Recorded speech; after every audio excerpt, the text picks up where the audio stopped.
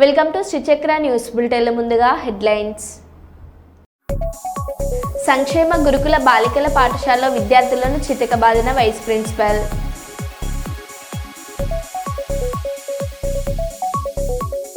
హన్మకొండ డీటీసీగా పనిచేస్తున్న పుప్పాల శ్రీనివాస్ ఇంట్లో ఏసీపీ అధికారులు సోదాలు. ఆదాయాన్ని మించి ఆస్తులు ఉన్నాయని ఆరోపణ. భద్రాద్రి మొరంపల్లి బంజారా గ్రామంలో ఉన్న పీహెచ్సీని ఆకస్మికంగా తనిఖీ చేసిన ఐటీడీఏ ప్రాజెక్ట్ ఆఫీసర్ రాహుల్.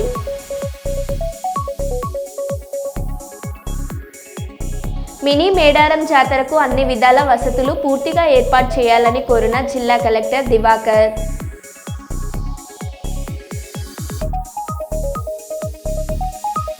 నమ్మించి నట్టేట ముంచాడు, న్యాయం జరగకుంటే ఆత్మహత్య శరణ్యం అంటున్న యువతి.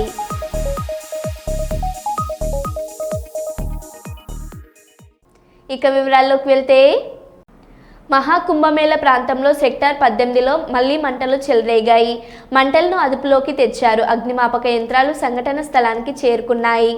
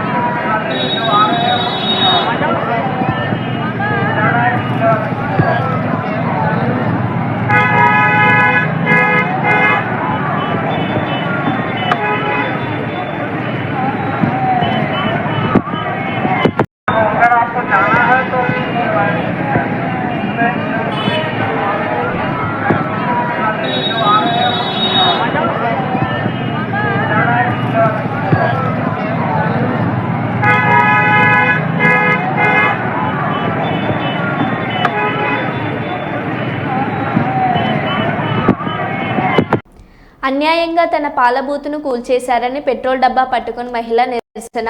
ఉప్పల్ చిల్కల్ నగర్ డివిజన్ కళ్యాణపురి పార్కు దగ్గర గత 20 సంవత్సరాల నుండి నడుపుతున్న పాల బూతును కూల్చేసిన జీహెచ్ఎంసీ అధికారులు.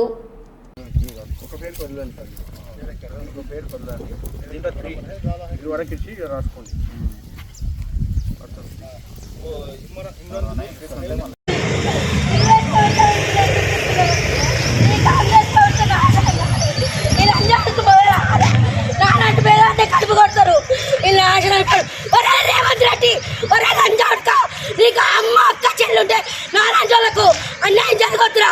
మొత్తం నీ ప్రభుత్వం వల్ల రెడీ చేస్తుంది. మొత్తం ఇంకో కృష్ణారెడ్డి గారు నీ కాంగ్రెస్ అట వచ్చుగా లంజావుడుకు నాలాంటి దాన్ని అన్యాయం చేసేది. నీతి నిజాయితీ ఉంటే నాకు ఇల్లు కట్టియాలి, లేకుంటే నీ పార్టీ ఉండదు, నాశనం అవుతుంది. ఈ లంజావుడుకు నాశనం అవుతారు. నాశనం మళ్ళీ పోస్తా, గాజులు మళ్ళీ కొడతా, మొదలాడిపోతారు. నేను పెట్రోల్ పోసుకొని వస్తాను. ఇప్పుడు పెట్రోల్ పోసుకొని కాలు పెట్టుకుంటాం. అస్సలు కాను, న్యాయం జరగాలి, న్యాయం జరగాలి. నేను అస్సలు కాను. నాకు ఇంత చెప్పకుండా నా సమాధానం. ఒక ఆడపిల్ల పాలు అమ్ముకొని బతికేదాన్ని గడుపు కొడతాను. మీరు మొదలాడిపోను. నా అన్నగా చేయాలన్నా న్యాయం జరగాలి. అన్ని మీడియాలు పిలువుతున్నా, అన్ని మీడియాలు పిలువుతుంది. న్యాయం జరగాలి.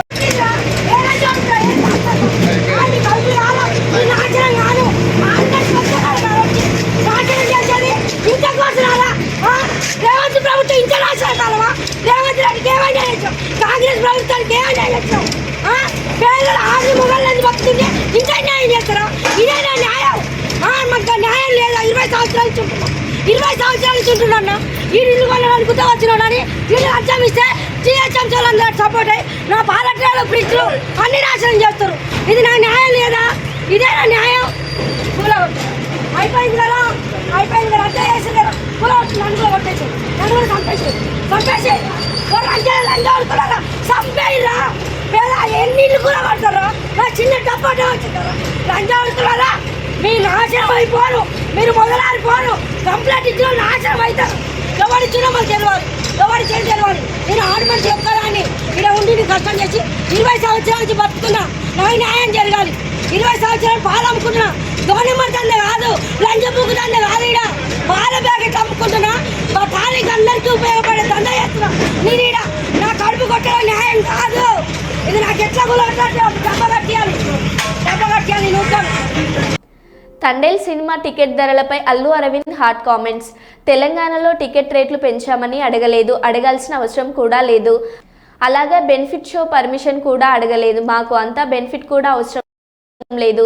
కేవలం ఏపీలో ధరలు పెంచామని అడిగాము, అది కూడా 50 రూపాయలు మాత్రమే. ఏపీలో టికెట్ రేట్స్ పెంచుకున్నారు కానీ తెలంగాణ పెంచలేదు అంటే అడగలేదా ఏంటి ప్రభుత్వాన్ని? అడగలేదండి. అంటే ఏంటి సార్, అంటే ఎందుకు సార్, అంటే పెంచితే 2 చోట్ల అడగాలి కదా. ఇక్కడ ఆల్రెడీ పెరుగున్నాయండి, ఇక్కడ ఆల్రెడీ పెరుగున్నాయి 295, 395. ఇక్కడికి దాన్ని ఇంకా ఏం పెంచమంటామండి సార్? మరి బెనిఫిట్స్ ఇక్కడ పెరుగున్నాయండి, అక్కడ బాగా తక్కువ ఉన్నాయండి టికెట్స్.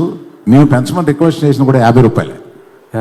మిగతా సినిమాలు లేగా ఇలా పెంచమని కాదు, జస్ట్ 50 రూపాయలు. బాబు ఇది కొంచెం రండి రాయండి, స్పెసిఫిక్ ప్లేసెస్లో 50 రూపాయలు మాత్రమే పెంచాము. అది కూడా ఆ ఫస్ట్ వీక్ మాత్రమే పెంచాం, అంతే. సార్ బెనిఫిట్ షోస్ ఏమైనా ఉంటున్నాయా? లేవండి, బెనిఫిట్ షోస్ లేదు. అంత బెనిఫిట్ వద్దు.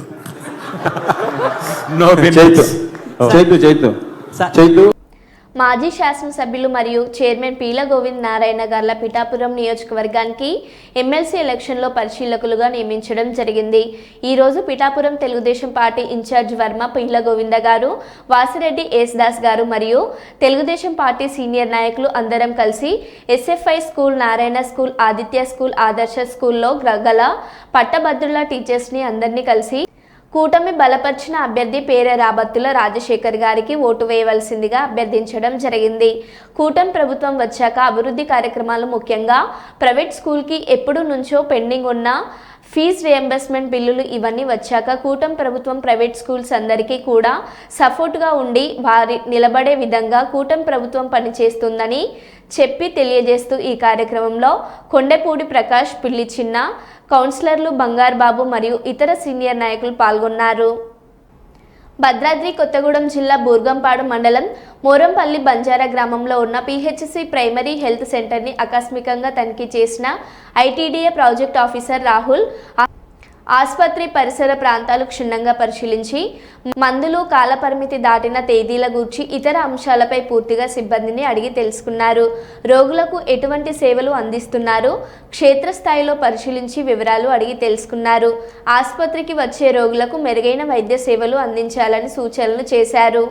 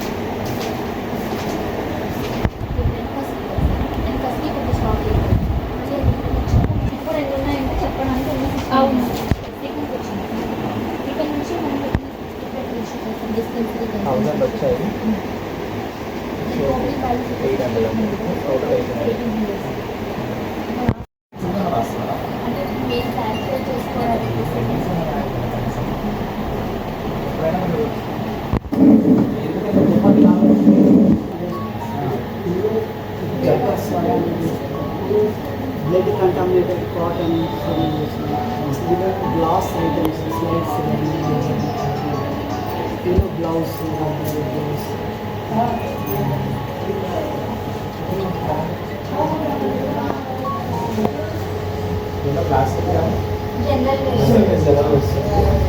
gloves, plastic పోయేటప్పుడు చేస్తారు.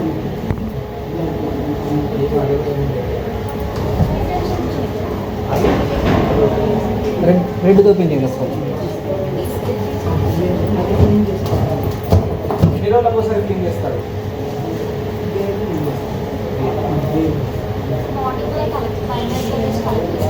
రెడీ వస్తారా? నేను పాజిటివ్ వచ్చిన స్కూటర్ ఇంకా 4 కలెక్ట్ చేస్తాను సార్. సివి నాకు స్కూటర్ షాప్ సార్. ఇప్పుడు ఈ ఏఎంసీలో కూడా ఏమైనా చెకప్లు చేసి కేంద్రంలోని బీజేపీ ప్రభుత్వ ప్రధాని నరేంద్ర మోడీ ప్రభుత్వం పార్లమెంట్లో ప్రవేశపెట్టిన బడ్జెట్ పూర్తిగా ప్రజా వ్యతిరేక కార్పొరేట్ అనుకూల బడ్జెట్ అని, తెలంగాణకు తీరని అన్యాయం జరిగిందని, విభజన హామీలు ఊసేలేదని, బయ్యారం ఉక్కు పరిశ్రమ ఏర్పాటుకు అతిగతి లేదని, పూర్తిగా పేదలు, కార్మికులు, రైతులు, కూలీల వ్యతిరేక బడ్జెట్ అని సిపిఎం కేంద్ర కమిటీ సభ్యులు జి నాగయ్య విమర్శించారు. గురువారం మైబాద్లోని పెరుమన్ల జగన్నాథం భవనంలో తెలంగాణ ఉక్కు పరిశ్రమ ఏర్పాటు సదస్సు సిపిఎం జిల్లా కార్యదర్శి వర్గ సభ్యులు ఆకుల రాజు అధ్యక్షతన నిర్వహించారు. ఈ సందర్భంగా నాగయ్య మాట్లాడుతూ కేంద్రం ప్రవేశపెట్టిన 50,60,000 కోట్ల బడ్జెట్లో కేంద్ర ప్రభుత్వం అన్ని సంక్షేమ పథకాలకు కోత విధించారని విమర్శించారు. ఎరువుల రాయితీలలో 16,900 కోట్లు, ఆహార భద్రత రాయితీలలో 14,454 కోట్లు, గ్రామీణ ప్రాంతాల విద్యుత్ రాయితీలలో 99,010 కోట్లు, గ్రామీణాభివృద్ధి రాయితీలలో 50,518 కోట్లు, ప్రధాని ఆవాస యోజన గృహ నిర్మాణ పథకంలో 293 కోట్లు, పట్టణాభివృద్ధిలో 4,835 కోట్లు తగ్గించారని అన్నారు.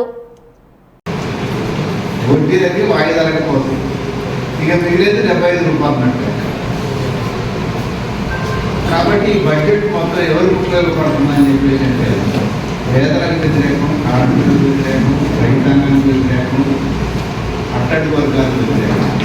ఎవరికి లాభం అని చెప్పేసి అంటే పెద్ద పెద్ద కార్పొరేట్ సంస్థలకు ఉపయోగం, అదాని అంబానీ ఉపయోగం.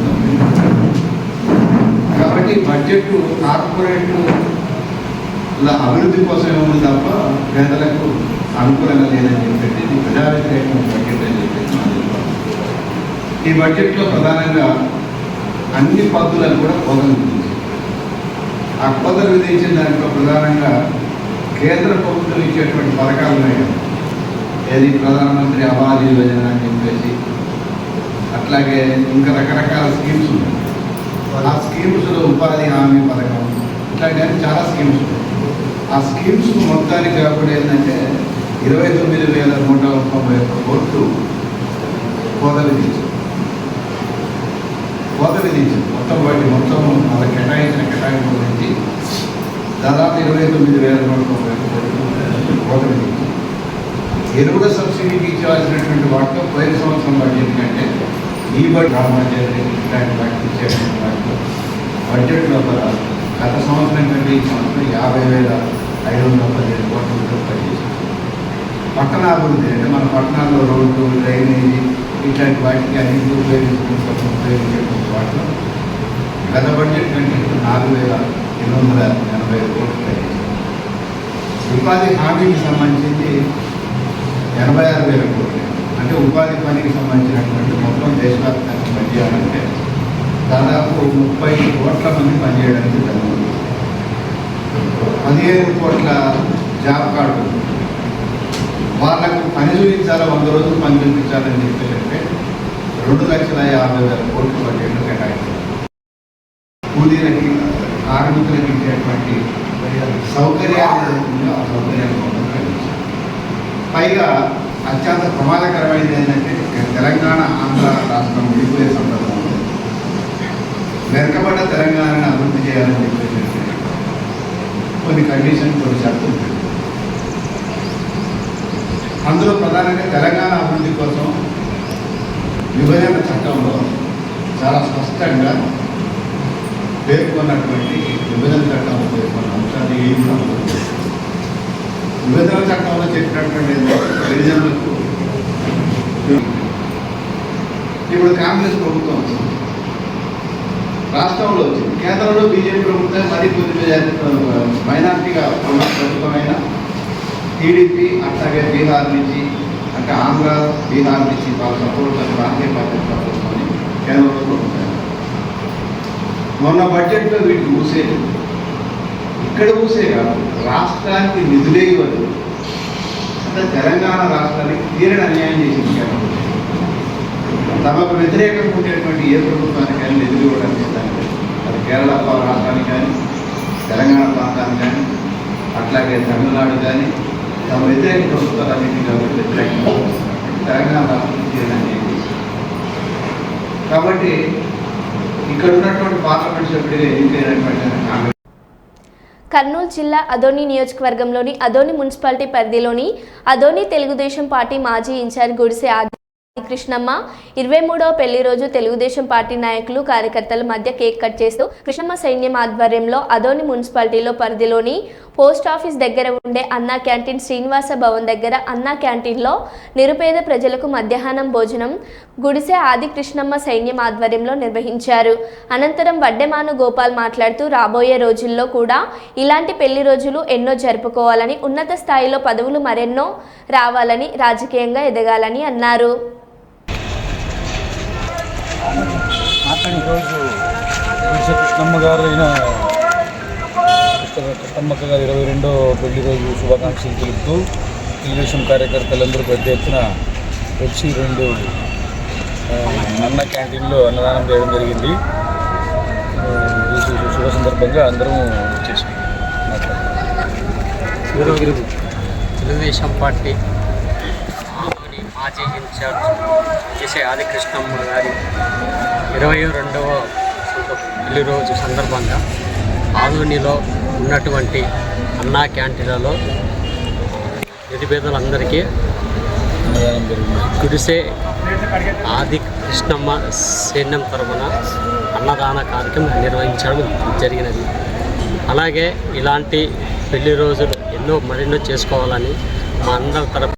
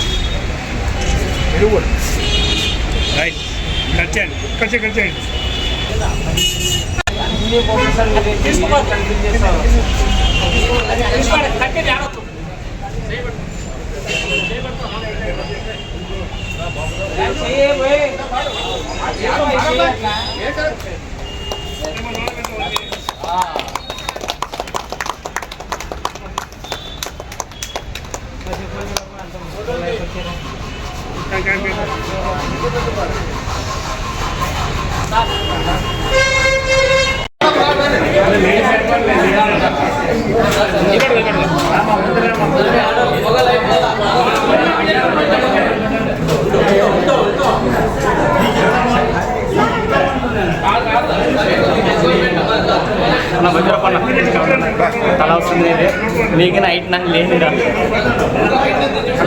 అట్లా మొత్తం సరే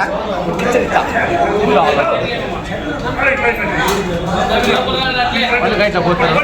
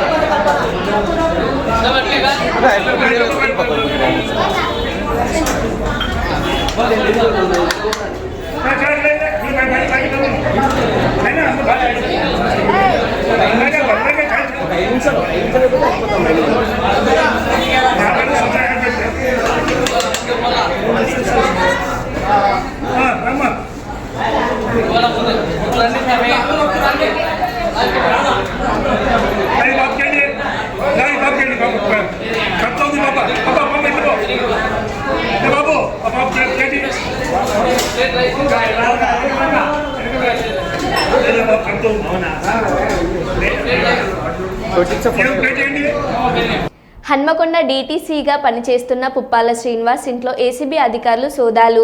ఆదాయాన్ని మించి ఆస్తులు ఉన్నాయని ఆరోపణ. హైదరాబాద్, కరీంనగర్, జగిత్యాల శ్రీనివాస్ బంధువుల ఇళ్లలో కూడా సోదాలు. పక్కా సమాచారంతో సోదాలు నిర్వహిస్తున్న ఏసీబీ అధికారులు.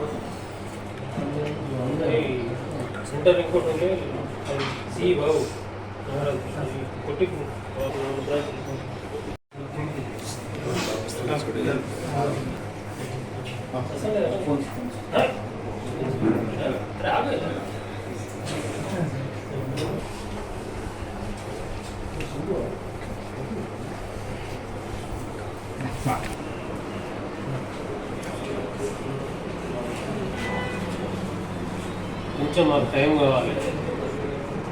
అయితే మధ్యాహ్నం తర్వాత వరకు అసలు వీలే పడేది.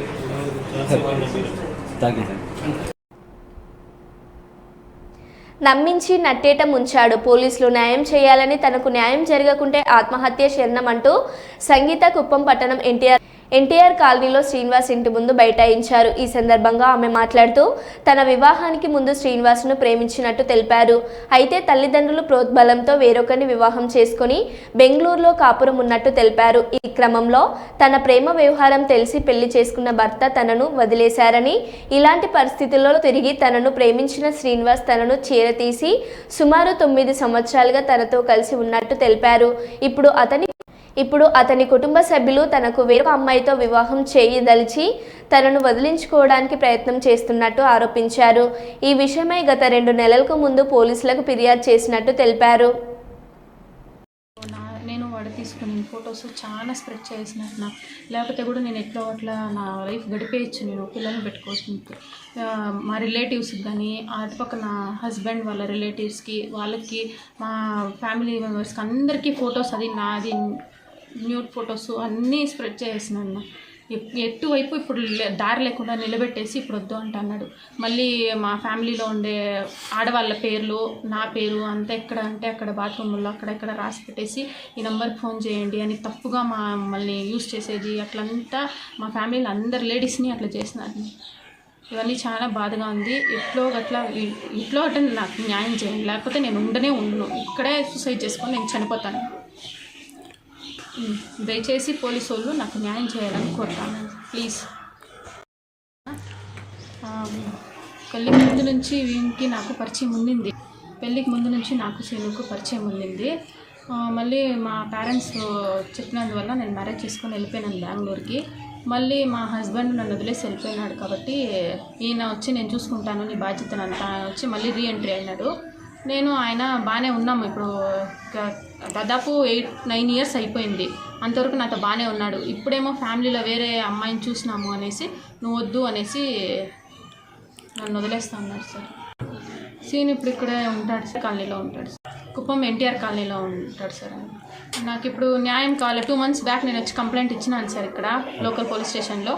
అప్పుడేమన్నాడు, నువ్వు లీగల్గా డివోర్స్ తీసుకొని వచ్చేయి, నేను పెళ్లి చేసుకొని మా ఇంటికి తోడుకొని పోతాను అని చెప్పినాడు. ఇప్పుడు డివోర్స్ తీసుకొని పేపర్స్ సమేత నేను వచ్చినాను. ఇప్పుడు వస్తే మళ్ళీ నువ్వు వద్దు నాకు అని చెప్పేసి మళ్ళీ ఎస్కేప్. ఇప్పుడు లేదు, ఇంట్లోనూ లేదు, స్టేషన్కి వచ్చిన స్టేషన్లోనూ లేదు. ఈ అమ్మాయి అనేసి వెళ్ళిపోయినాడు. దీనికి పైన దయచేసి అడుగుతున్నాను, పోలీస్ వాళ్ళు నాకు న్యాయం చేసి నాకు ఏదో ఒకటి న్యాయం ఇప్పించండి, లేకపోతే నేను ఇక్కడే చనిపోతాను అంతే. నాకు వేరే దారి లేదు.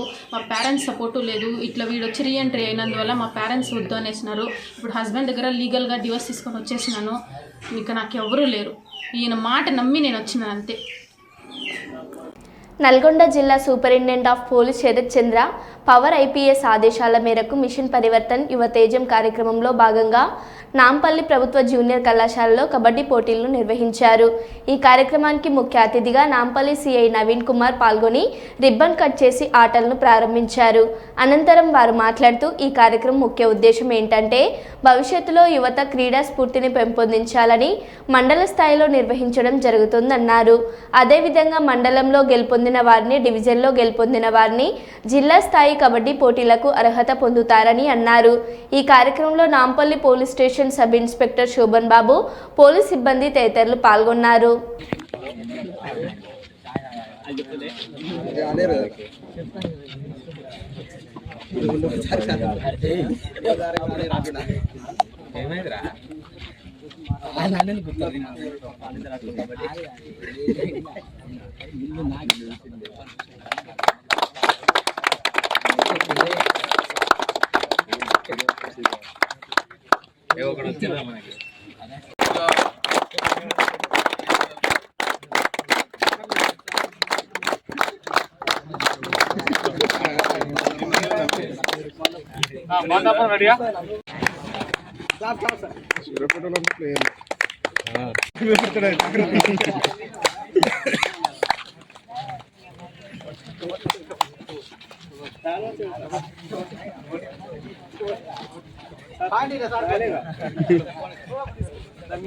ఏంటంటే ఏదైతే యువత భవిష్యత్తులో మంచి స్థానాలకు చేరాలా, అదేవిధంగా వాళ్ళలో క్రీడా స్ఫూర్తిని పెంపొందించాలనే ఉద్దేశంతో ఈ యొక్క మండల స్థాయిలో మన జిల్లాలో ఉన్నటువంటి అన్ని మండలాల్లో ఈ యొక్క ప్రోగ్రామ్ని ఏర్పాటు చేయటం, అదేవిధంగా ఇందులో గెలిచినటువంటి ఉత్తమ ప్లేయర్లు ఎవరైతే ఉన్నారో వాళ్ళందరినీ ఒక టీమ్గా, లేదంటే ఎవరైతే గెలిచిన టీం ఉందో వాళ్ళని డివిజన్ స్థాయిలో అక్కడికి తీసుకెళ్ళి అక్కడ కూడా గెలిచి అక్కడి నుంచి డివిజన్ నుంచి ఒక టీంని జిల్లా స్థాయికి పోయి జిల్లా స్థాయిలో కూడా ఒక టీంని ఏర్పరిచి వీళ్ళందరికీ కూడా ఒక అవగాహన, అదేవిధంగా క్రీడల పట్ల ఆసక్తి, అందరికీ యువతకి ఈ యొక్క మంచి అవకాశాన్ని ఏర్పరచడం జరిగింది.